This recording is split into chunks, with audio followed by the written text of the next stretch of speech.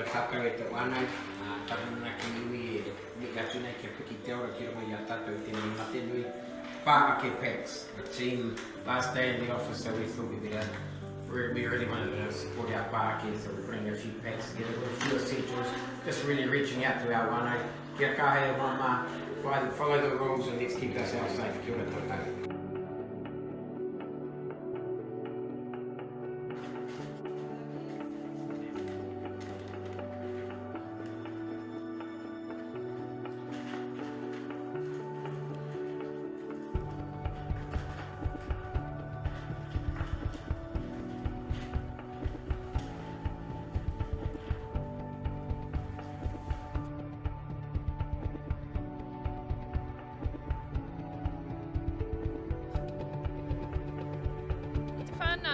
Tēnā koutou taranaki iwi.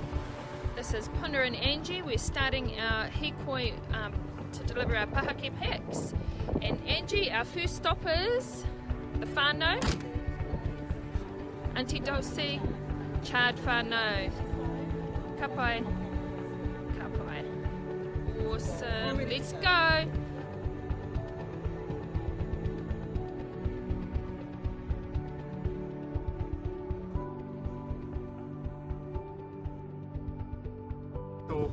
I te pau ka whakaata i ngā kōrero katoa tēnei wā, me horo e ringa kau e whakapātu ki te tangata, kia rua mita te tawhiti atu i rā momo kōrero, e pai tonu kia kitea i konei, kia ki atu, kei te tautoko a pari aka i e rā o kāro.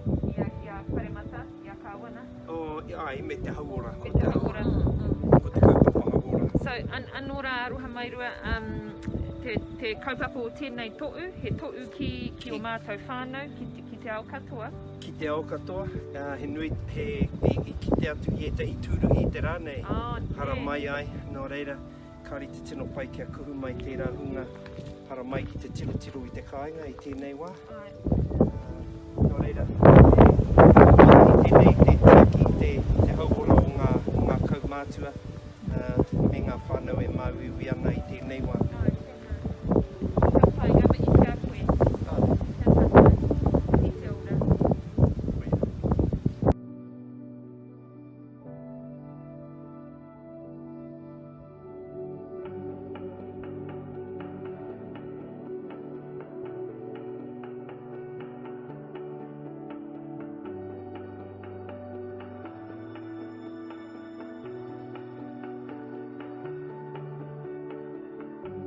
Thank you very much. This is one of the most positive people I know. It's our Uncle Pat, and he's all set up. What have you got to say to us, Uncle? First and foremost, whānau, to everybody, to keep safe and kotahitanga, let's come together, and whanaungatanga, love you all. Let's battle down now, so we can see tomorrow. Love you all.